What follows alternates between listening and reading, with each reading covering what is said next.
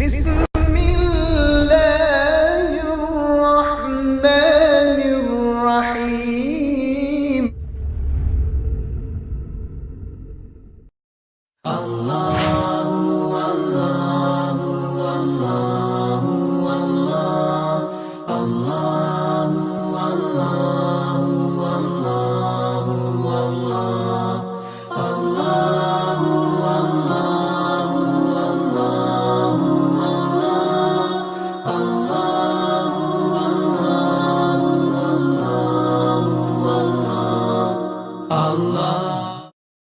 ونصلي على رسوله نور الأولين والآخرين وعلى آله الطيبين الطاهرين وأصحابه الراشدين المهديين. أعوذ بالله من الشيطان الرجيم. بسم الله الرحمن الرحيم. وإذا سألك عبادي عني فإني قريب أجيب دعوة الداعي إذا دعاني فليستجيبوا لي وليؤمنوا بي لعلهم يرشدون. صدق الله مولانا العظيم. جميع حاضرین مکرم، سامعین محترم، معزز بزرگوں،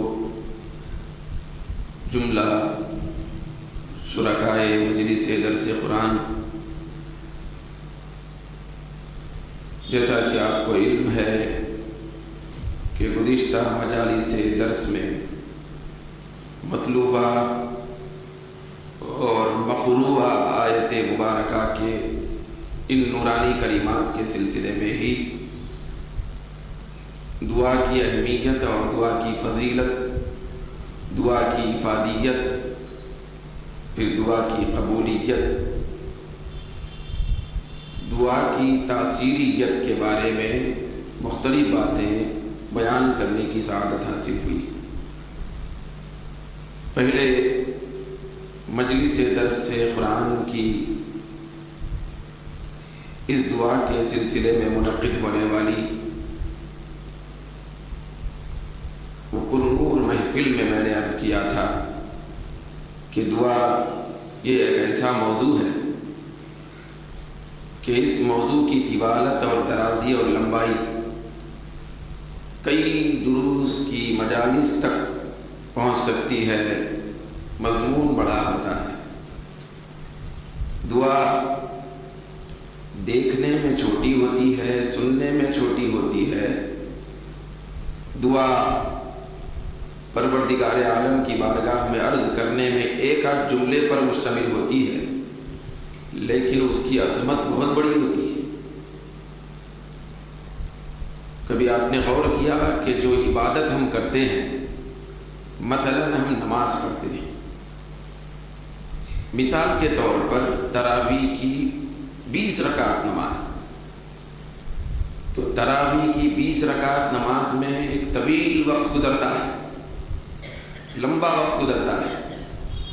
قیام ہے، رکوع ہے، سجدہ ہے، قعدہ ہے، قرات ہے، طویل قرات ہے، تفصیلی قرات ہے. اس طرح بعض وقت ایک ایک رکعت میں 3 4 پارے بھی پڑھ لیے جاتے ہیں. تو اس طرح عبادت کا وقت بہت لمبا ہو جاتا ہے.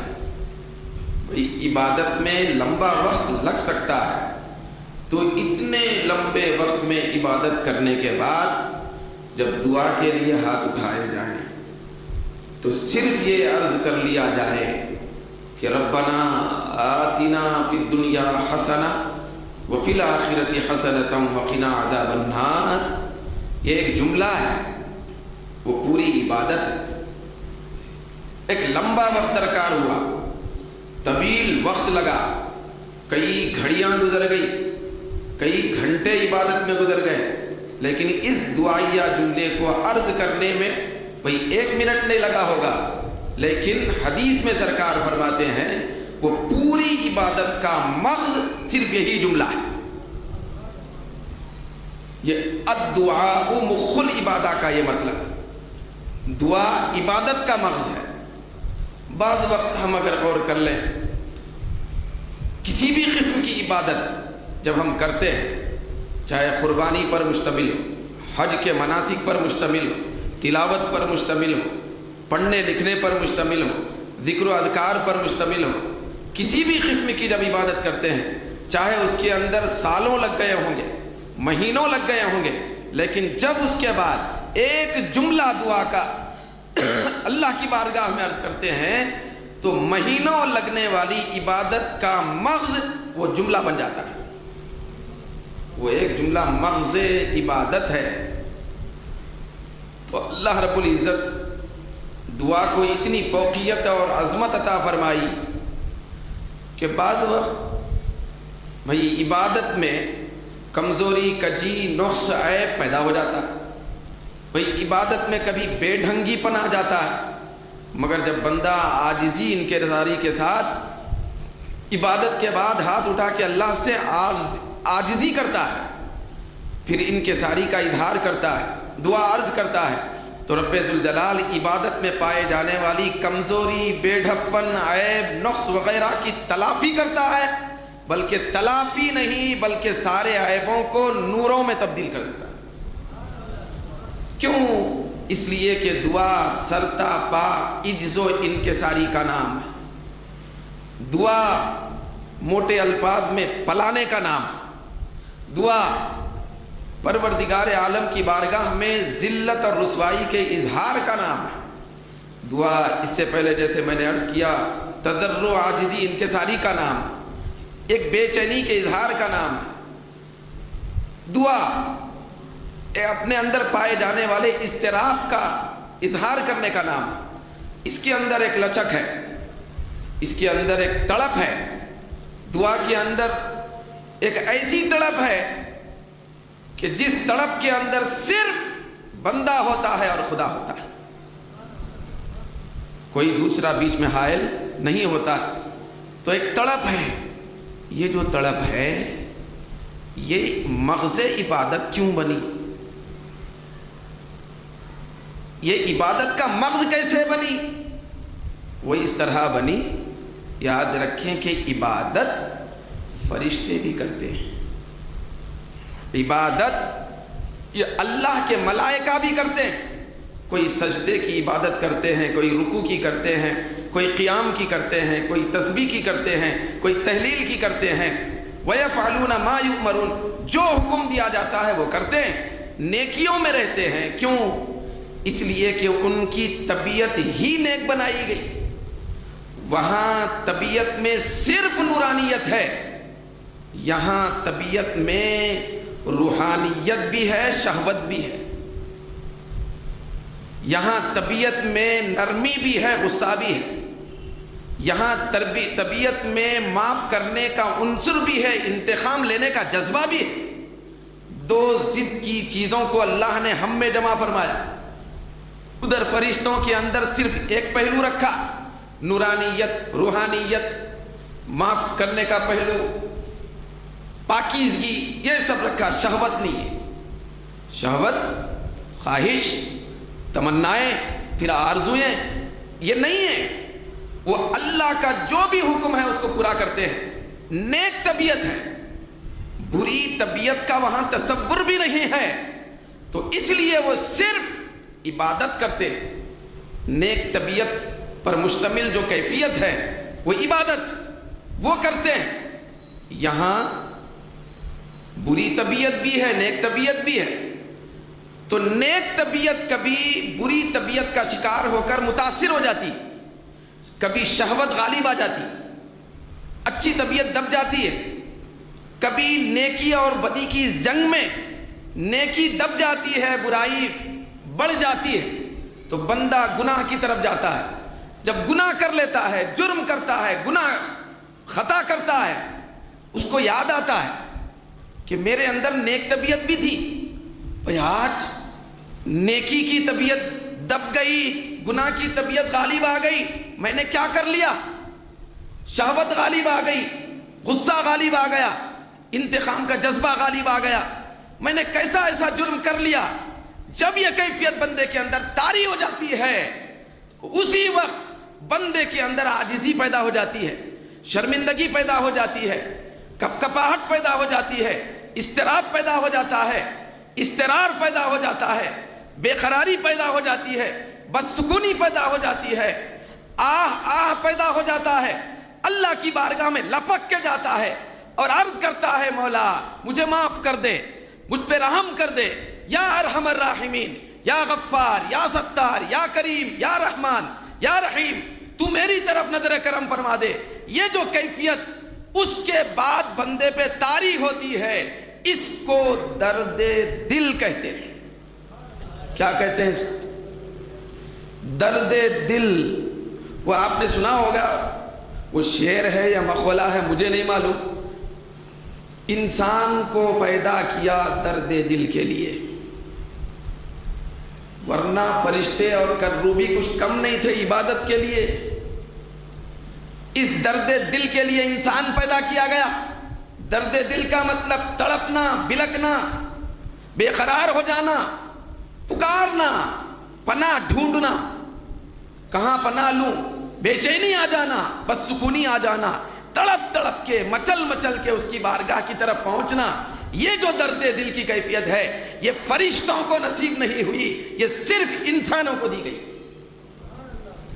یہ صرف انسانوں کو دی گئی۔ تو لہذا درد دل کا اظہار عبادت میں نہیں ہوتا، دعا میں ہوتا ہے۔ تو اسی لیے دعا کو عبادت کا مغز بتایا گیا، کیونکہ اس کو عبادت سے اتنا پیار نہیں جتنا اضطراب، بے چینی، توبہ، استغفار، رونے دھونے سے پیار ہے۔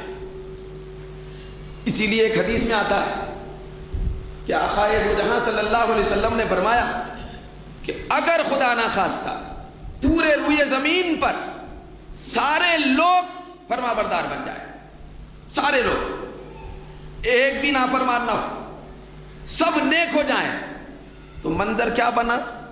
منظر فرشتوں کا بنا۔ اب یہ زمین نہیں رہی، آسمان ہو گیا، سارے لوگ نیک ہو گئے۔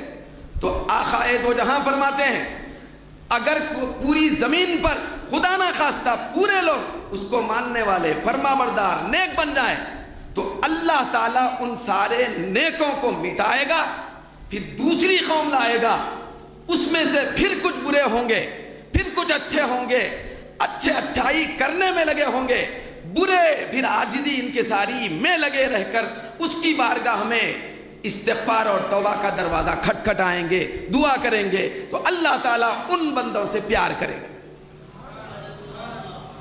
بھئی اللہ کا منشا اور اس کی مرضی یہ ہے کہ بندے کے اندر کچھ ایسی کیفیت ہو جس کے اندر اضطراب، بے چینی ہو، بندے کے اندر شہوت بھی ہو، بندے کے اندر نورانیت بھی اور روحانیت بھی ہو۔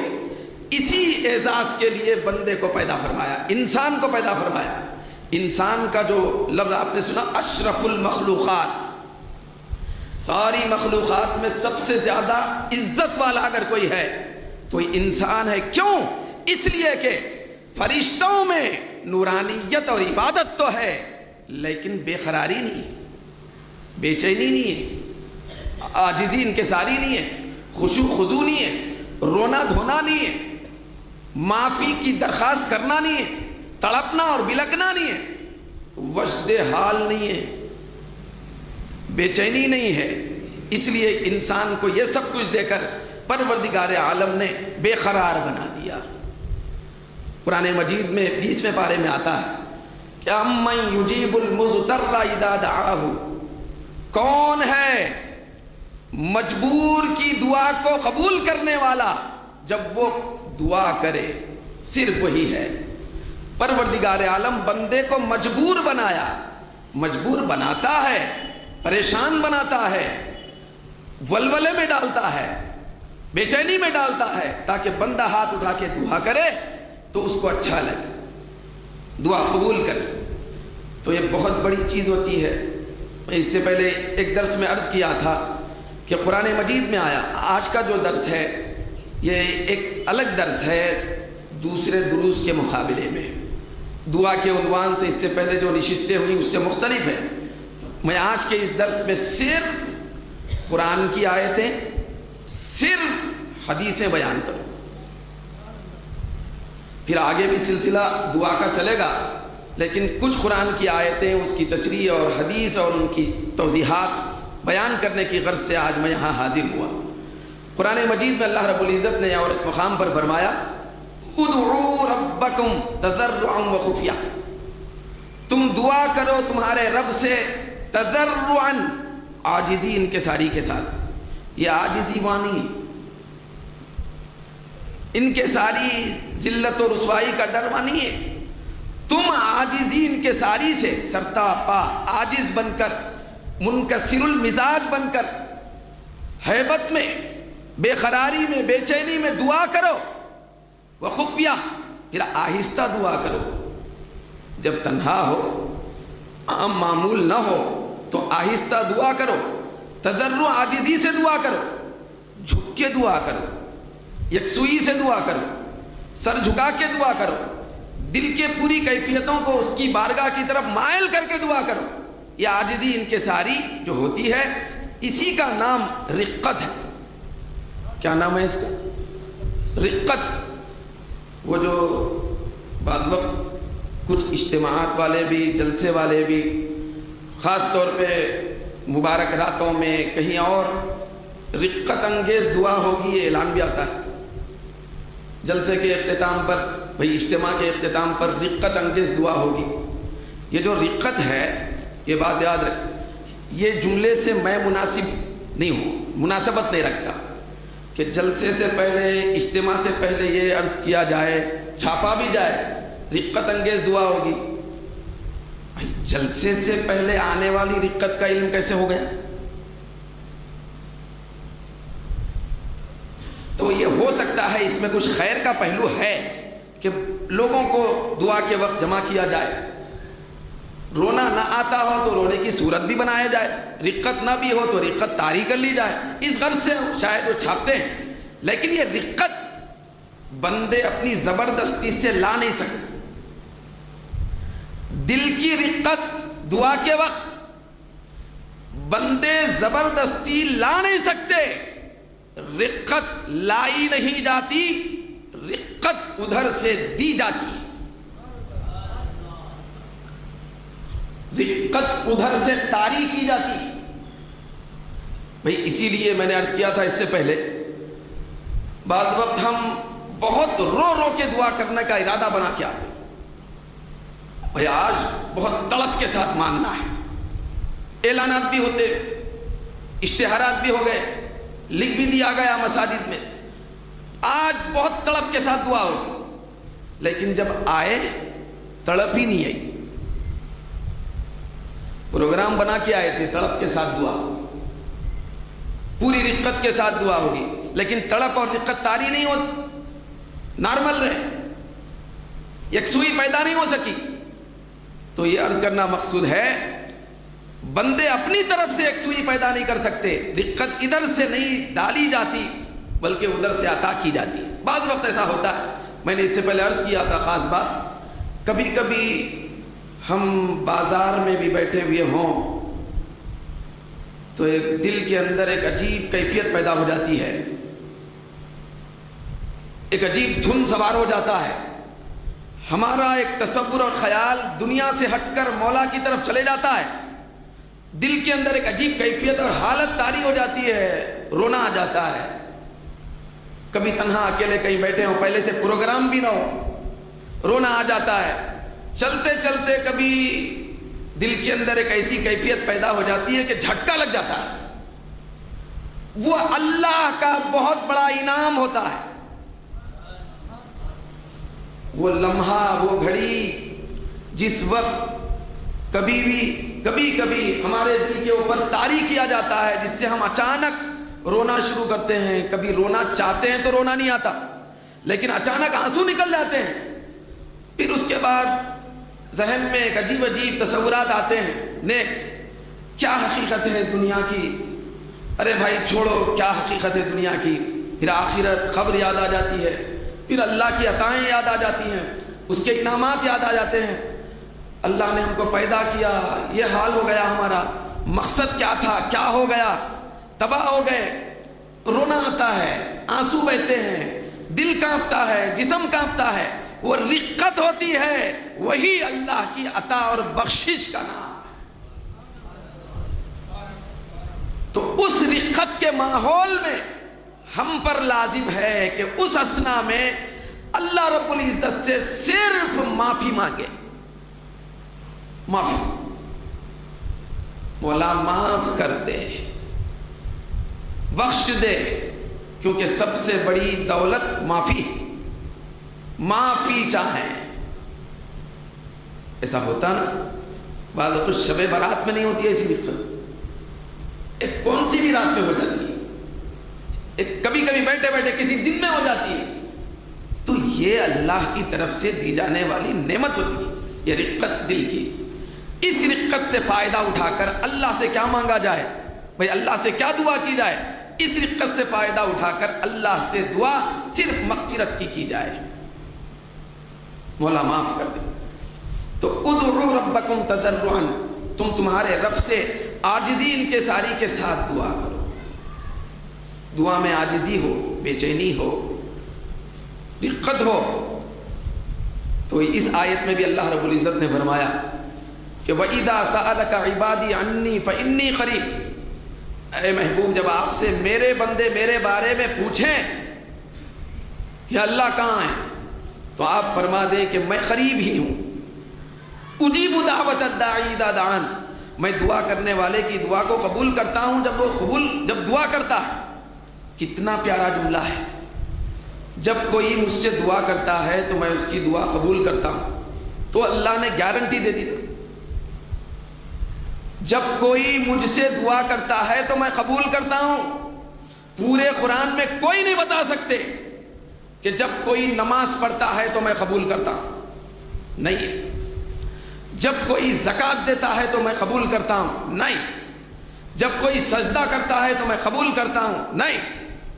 جب کوئی تلاوت کرتا ہے تو میں قبول کرتا ہوں، ایسا نہیں آیا۔ جب کوئی روزہ رکھتا ہے، حج کرتا ہے تو میں قبول کرتا ہوں، نہیں۔ اللہ نے ایک ہی مقام پہ فرمایا جب کوئی مجھ سے دعا کرتا ہے تو میں قبول کرتا ہوں۔ جب کوئی مجھ سے دعا کرتا ہے، مانگتا ہے تو میں قبول کرتا ہوں۔ یہ گارنٹی، قطعیت، یقینی پن صرف دعا کے لیے۔ واضح طور پر اس طرح کسی عبادت کے لیے بھی قبولیت کی خوشخبری نہیں سنائی گئی، گارنٹی نہیں دی گئی، قبولیت کی سند نہیں دی گئی، صرف دعا میں دی گئی۔ جب کوئی بندہ مجھ سے دعا کرے تو میں قبول کرتا ہوں، میں اس کو قبول کرتا ہوں۔ ایک حدیث شریف میں بھی آیا کہ اللہ رب العزت سے جب کوئی بندہ دعا کرتا ہے، مانگتا ہے، پھر اس کو پکارتا ہے یا ارحم الراحمین، تو اللہ رب العزت خود فرماتا ہے سل عبدی تعطا، اے میرے بندے، غور کریں، پروردگار عالم یہ نہیں فرماتا دعا کرنے والے سے بندے مانگ تجھ کو دیا جائے گا، نہیں فرماتا۔ حدیث میں آیا سل عبدی، اے میرے بندے، میرے اپنے بندے، مانگ، تجھ کو نہیں دوں گا تو کس کو دوں گا؟ جب کوئی بندہ دعا کے لیے ہاتھ اٹھاتا ہے، دعا کرنے سے پہلے بندہ رہتا ہے، دعا کرنے کے وقت اس کا بندہ رہتا ہے۔ اللہ اس کو صرف بندہ نہیں رکھتا بلکہ میرا بندہ بناتا ہے۔ تو دعا بندے کو اس کا اپنا بناتی ہے۔ دعا سے پہلے عبد ہے، بندہ سادہ کون سا بھی، لیکن دعا کے وقت اللہ فرماتا ہے سل عبدی، میرے بندے، مانگ تعطا، تجھے دیا جائے گا، تعطا، تجھے دیا جائے گا۔ قرآن مجید میں ایک دوسرے مقام پر اللہ رب العزت نے فرمایا یہ جو دعا ہے، یہ دعا نہ ہوتی تو یاد رکھیں اللہ ہم کو پیدا ہی نہیں کرتی۔ بھائی بندے پیدا ہی نہیں ہوتے اگر دعا نہ ہو۔ قرآن مجید میں آیا، پروردگار عالم کا ارشاد ہے قل ما یعبأ بکم ربی لولا دعاؤکم، اللہ نے فرمایا اپنے حبیب سے کہ اے میرے حبیب آپ فرما دیں ما یعبو بکم ربی، آپ فرما دیں ان بندوں سے کہ میرا رب تمہاری کوئی پرواہ نہ کرتا۔ بھئی اللہ کو کوئی پرواہ نہیں تھی ہماری، کب؟ لولا دعاؤکم، اگر تمہاری دعا نہ ہوتی۔ قرآن کہہ رہا ہے اے بندو اگر تمہاری دعا نہ ہوتی، تمہاری عاجزی نہ ہوتی، تمہارا تڑپنا نہ ہوتا، تمہارا بلکنا نہ ہوتا، تمہارا رقت میں رونا نہ ہوتا، تمہارا آہو بکا کرنا نہ ہوتا، یاد رکھنا پھر تو تمہاری مجھ کو کوئی پرواہ نہ ہوتی، میں تمہاری کوئی پرواہ نہ کرتا۔ پورے حدیث کے پورے تفسیروں میں دیکھ لیجئے آپ اس کی تشریح میں، حضرت امام جلال الدین سیوطی، حضرت علامہ آلوسی، حضرت امام فخر الدین رازی، حضرت صاحب روح البیان، پورے تفاسیر میں آیا کہ اللہ نے یہ فرمایا اس آیت میں اے محبوب آپ ان بندوں سے فرما دیں ما خلقتکم، میں تم کو پیدا ہی نہیں کرتا، کب؟ لولا دعاؤکم، اگر تم دعا نہ کرتے، کیونکہ تم دعا کرنا تھا اسی لیے میں نے تم کو پیدا کیا۔ انسان پیدا ہی ہوا دعا کے لیے۔ لولا دعاؤکم، اگر تمہاری دعا نہ ہوتی، تمہاری نہ پرواہ کرتا نہ تم کو پیدا کرتا۔ اگر دعا نہ ہو تو کون سے بھی عذاب میں مبتلا کر سکتا ہے؟ دعا نہ ہو مصیبتوں پہ مصیبتیں نازل ہو سکتی ہیں، دعا نہ ہو جہنم کا ایندھن بنا سکتا ہے۔ دعا کی وجہ سے اللہ رب العزت ہم بندوں کی پرواہ کرتا ہے، دعا کی وجہ سے پرواہ کرتا ہے۔ قرآن سے ثابت ہوتا ہے اگر دعا نہ ہوتی یا دعا نہ ہو تو بس بھئی عذاب نازل ہو جائے، کوئی پرواہ نہیں اللہ تعالیٰ کو۔ تو آپ اندازہ لگائیں دعا کی کتنی بڑی اہمیت ہے۔ بھئی اس دعا سے ہم غفلت کریں، بھئی اللہ کی بارگاہ میں ہاتھ اٹھا کے دعا کرنے سے ہم سستی کریں۔ بعض وقت ایسا بھی ہوتا ہے شیطانی خیالات وساوس، ہم سوچتے ہیں بھئی ابھی وہ مسئلہ ہے ہی نہیں، کیا فائدہ ہے دعا کرنے سے، ہم تو ایسے کوئی پریشانی میں ابھی ہے ہی نہیں، پریشانی جب آئیں گی تو دیکھیں گے۔ تو ہم سستی کاہلی کرتے ہوئے دعا سے دور کر لیتے ہیں اپنے آپ کو کہ ہم وہ شخص ہاں بھائی روتے روتے دعا کر رہا کیونکہ وہ ایک مسئلے میں پڑا ہوا ہے، ہم تو نہیں، وہ پریشانی اور غم میں، ہم کہاں غم میں، ہم کو کب پریشانی آئی؟ نہیں۔ پروردگار عالم فرما رہا ہے یاد رکھنا پریشانی آنے پر دعا کرنا نہیں ہے، پریشانی یا مصیبت اور غم کی وجہ سے دعا نہیں کی جاتی، تم کو پیدا کرنے کی وجہ سے دعا کی جاتی۔ تم پیدا ہو گئے، ٹھیک ہے، ہو گئے تو بس دعا کرو۔ پیدائش صرف دعا کے لیے ہوئی۔ قرآن مجید میں ایک دوسرے مقام پر پروردگار عالم نے فرمایا، پہلے استغفر اللہ پڑھ لیں، قرآن میں آیا رب ذوالجلال نے فرمایا کہ جو بندے مجھ سے نہیں مانگتے، جو بندے میری بارگاہ میں دستے سوال دراز نہیں کرتے، وہ بندے متکبر اور گھمنڈی ہوتے ہیں، وہ گھمنڈی ہیں، ان کو ذلت و رسوائی ملے گی۔ چنانچہ اللہ فرماتا ہے وقال ربکم ادعونی استجب لکم، تمہارے رب نے فرمایا، قرآن میں آیا کہ تم مجھ سے دعا کرو میں قبول کروں گا۔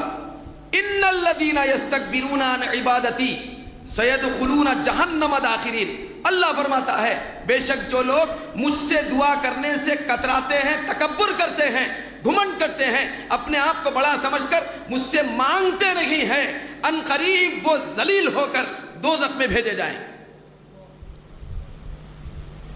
دعا کس کا نام ہے؟ دعا ذلت کا نام ہے، ذلت کے اظہار کا نام۔ کس کے سامنے؟ اللہ کے سامنے۔ جو بندے بطور دعا اللہ کے سامنے ذلت کا اظہار نہیں کرتے، ایسے بندوں کو اللہ تعالیٰ قیامت کے دن ذلیل بنا کر پورے اہل محشر میں جہنم میں ڈھکیل لے گا۔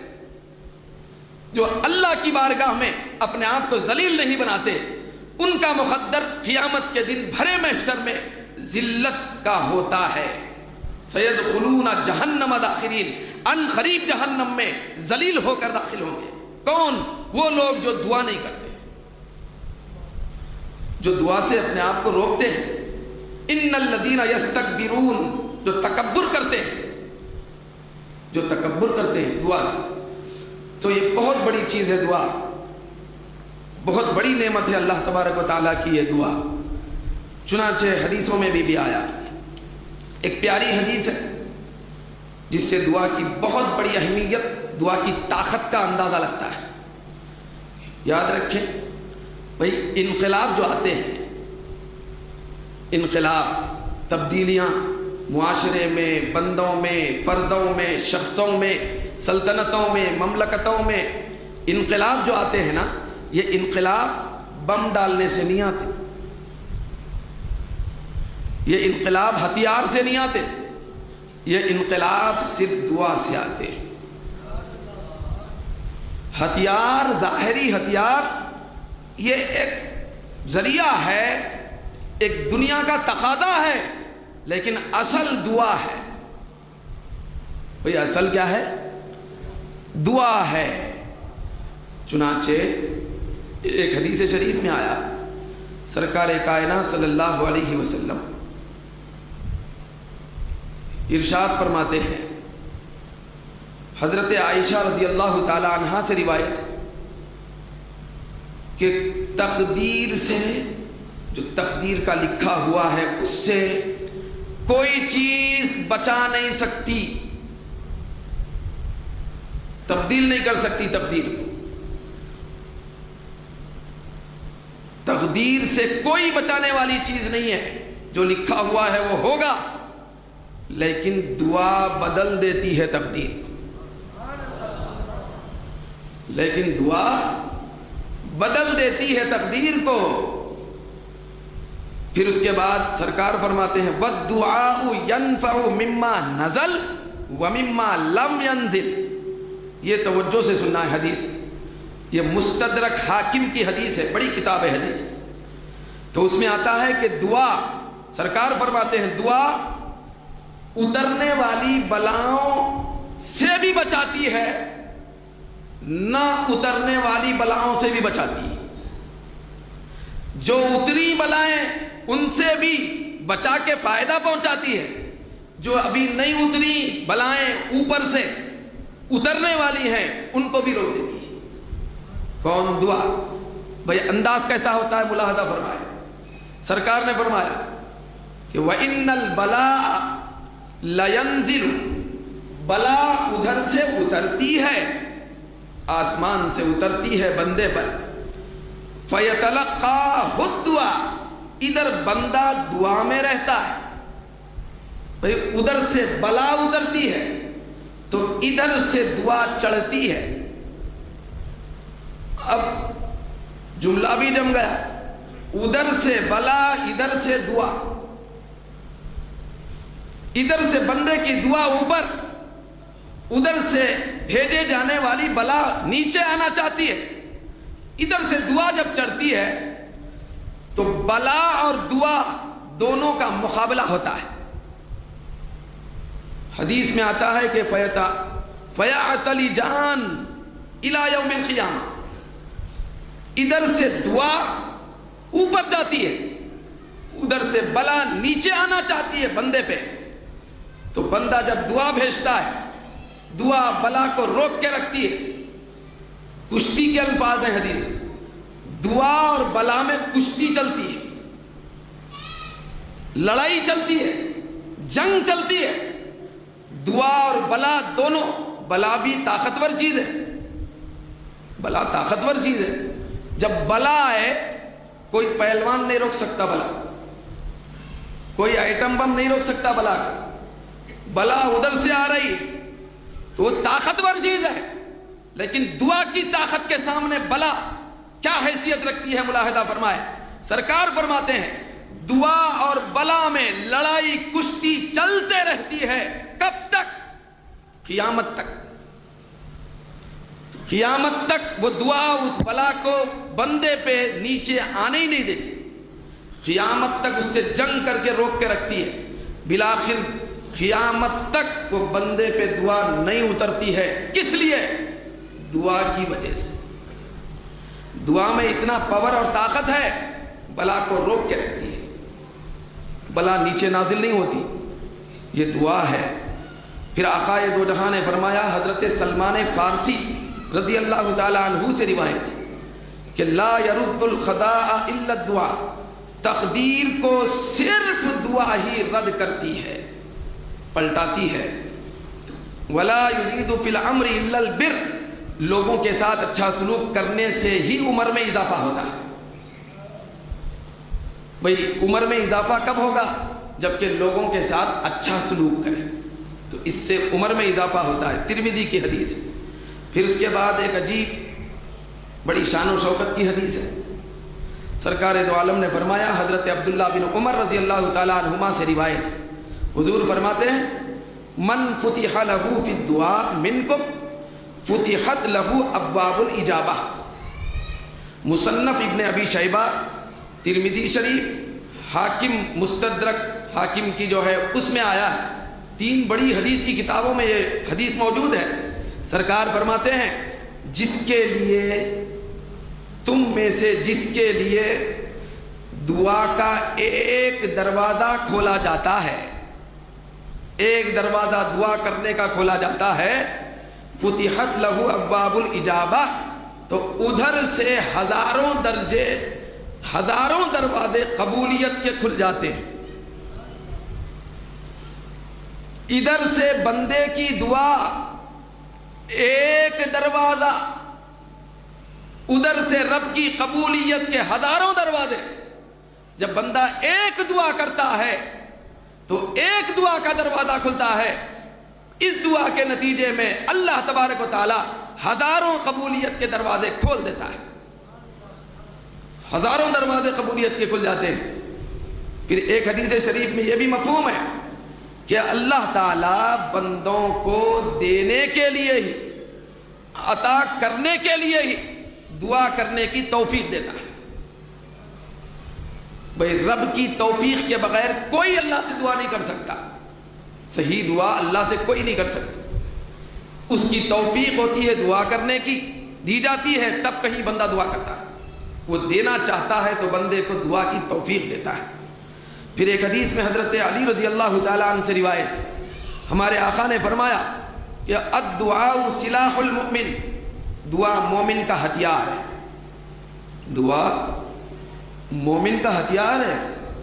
جہاں ظاہری کوئی ہتھیار نہ ہو، جب بندہ بے قرار ہو، مجبور ہو، ظلم کا شکار ہو، وہاں صرف دعا ہتھیار بن جاتی ہے. ہمیشہ ہی دعا ہتھیار ہے. ہتھیار کس کا؟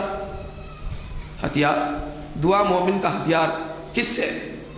کوئی تلوار لے کے آیا مارنے کے لیے، اس سے بھی ہتھیار، اس کے لیے بھی دعا ہتھیار. بیماریاں آنا ہے تو اس کے لیے بھی دعا ہتھیار. کوئی پریشانی آ گئی، اس کے لیے بھی دعا ہتھیار. سب سے بڑی آفت شیطان آ گیا. شیطان کا بہت بڑا حملہ ہے، نہ دکھنے والا حملہ، نہ دکھنے والا حملہ آور، نفس نہ دکھنے والا حملہ آور. اس کے لیے بھی دعا ہتھیار بن جاتی ہے. جب بندہ دعا میں لگے رہتا ہے، نہ شیطان اپنا وار کرتا ہے، نہ نفس اپنا حملہ کر سکتا ہے، نہ دنیا کا کوئی آدمی اس کو نقصان پہنچا سکتا ہے. دعا اتنی بڑی طاقت اور تاثیر کا نام ہے. پھر حضور نے آگے فرمایا وَعِمَادُ الدِّین، یاد رکھو دعا پورے دین کا ایک ستون ہے، پورے دین کا ایک ستون ہے.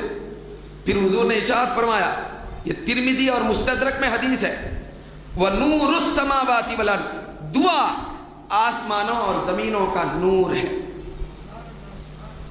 یہ دعا ظلمتوں کے چھٹنے کا سبب ہے، تاریکی اور اندھیرے کے دور ہونے کا سبب ہے، گمراہیوں سے بچنے کا سبب ہے، آسمانوں اور زمینوں کا نور ہے یہ دعا.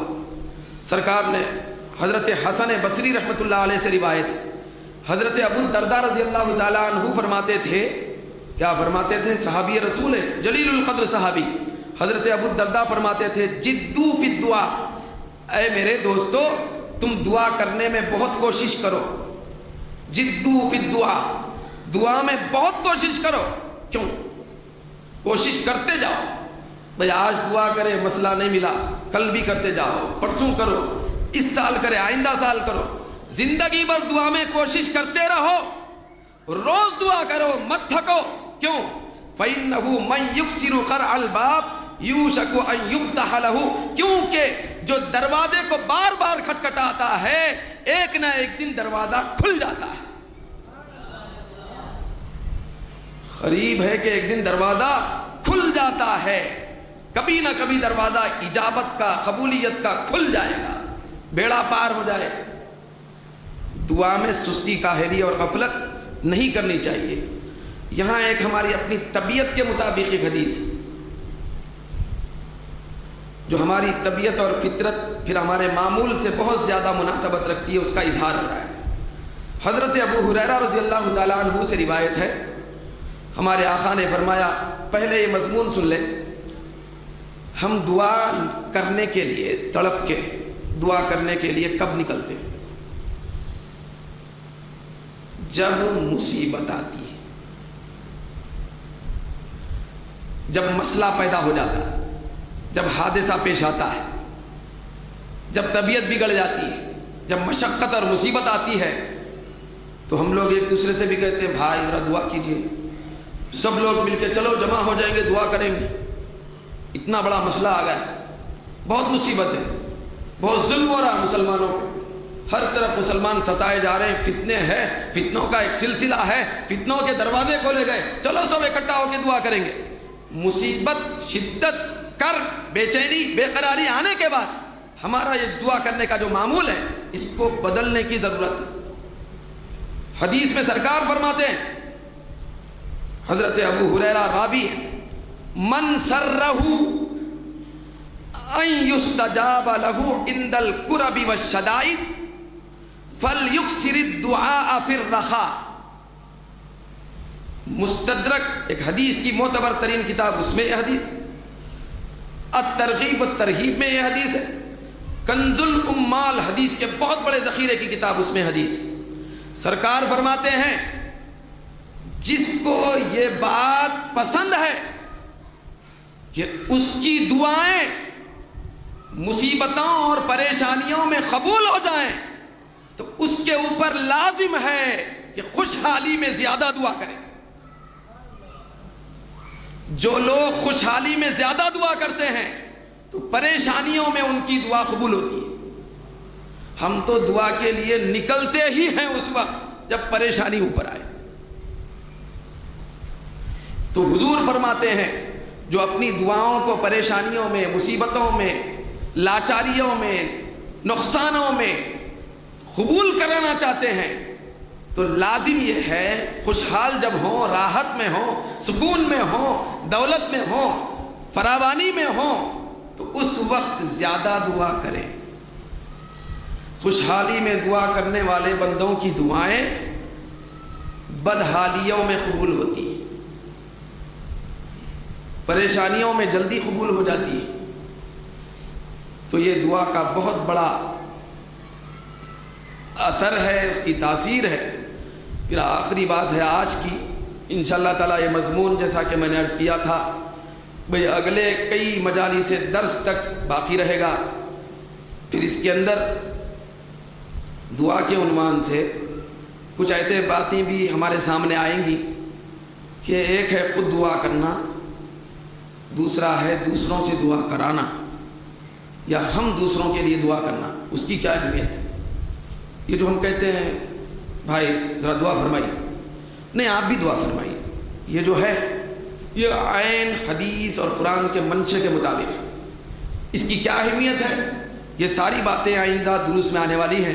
شرائط دعا آنے والے ہیں، کب کب دعائیں قبول ہوں گی، کب نہیں ہوں گی، کن کی قبول ہوں گی، کن کی نہیں ہوں گی، کس حالت میں قبول ہوں گی، کس حالت میں قبول نہیں ہوں گی، کون سی جگہ قبول ہوں گی، کون سی جگہ قبول نہیں ہوں گی، کس انداز کی قبول ہوں گی، کس انداز کی قبول نہیں ہوں گی، قبول نہیں ہوں گی تو کیوں نہیں ہوں گی، قبول ہوں گی تو کیوں ہوں گی۔ یہ ساری باتیں انشاءاللہ تعالیٰ آگے ہم کو اس مضمون کے تحت میں سننے میں ملیں گی، مگر ان ساری باتوں میں ایک بات بڑی اہم ہے، وہ دوسروں کے لیے دعا کرنے کی، دوسروں سے دعا کروانا یا دوسروں کے لیے دعا کرنا، یہ بھی ایک بہت بڑا موضوع ہے۔ صرف یہ موضوع اگر بیان کیا جائے 3-4 جمعہ لگتے، دوسروں سے دعا کرانے کی جو افادیت اور فائدہ جو اس کی جو افادیت ہے، دوسروں سے دعا کرانے یا ہم دوسروں کے لیے دعا کرنے کی جو افادیت ہے، جو اہمیت ہے، جو عظمت ہے، اس کے لیے 2-3 دروس ہوں گے، مگر انشاءاللہ تعالیٰ میں ایک ہی درس میں اس کو ختم کروں گا، کیونکہ آگے پھر آیتوں کی تفسیر ہونی ہے۔ مگر یہ دعا اتنا بڑا عظیم موضوع ہے، اس لیے ہم کو کئی مجالس درس تک چلانے کی ضرورت پیش آ رہی ہے۔ تو دوسروں کے لیے دعا کرنا، دوسرے ہمارے لیے دعا کرنا، یہ بھی بڑا کارآمد ہوتا ہے۔ پھر آخری بات ہے آج کی مجلس کی، انشاءاللہ آگے بھی مضمون جاری رہے گا۔ سرکار دو عالم صلی اللہ علیہ وسلم نے ارشاد فرمایا، کنز العمال شریف کی حدیث ہے کہ اذا اراد اللہ بعبد خیرا، سرکار فرماتے ہیں کہ جب اللہ تعالیٰ کسی بندے سے خیر کا ارادہ فرماتا ہے، کسی بندے کو خیریت دینا چاہتا ہے، کسی بندے پر خیر لانا چاہتا ہے، خیر کا ارادہ فرماتا ہے کسی بندے کے حق میں، تو انتجا قلبہ للدعاء، تو اس بندے کا دل دعا کے لیے کھول دیتا ہے۔ بندے کے دل کے اندر دعا کی کیفیت پیدا کر دیتا ہے، دعا کے لیے بندے کا دل کھل جاتا ہے، گشادہ ہو جاتا ہے۔ آج ہمارا عالم یہ ہے، دعا کرتے کرتے چھوڑ کے چلے جاتے، جلدی جانا ہے۔ قلب کھل جاتا ہے اس وقت جب بندے کا ارادہ ہوتا ہے کہ اللہ کا ارادہ ہوتا ہے کہ بندے کے ساتھ بھلائی کرے، تو اللہ کے ارادہ خیر پر بندہ دعا کرتا ہے، بندے کا دل کھل جاتا ہے، کشادہ ہو جاتا ہے، تڑپ کے مانگنا شروع کرتا ہے۔ یہ سب اللہ کی عطا ہے۔ وما علینا الا البلاغ۔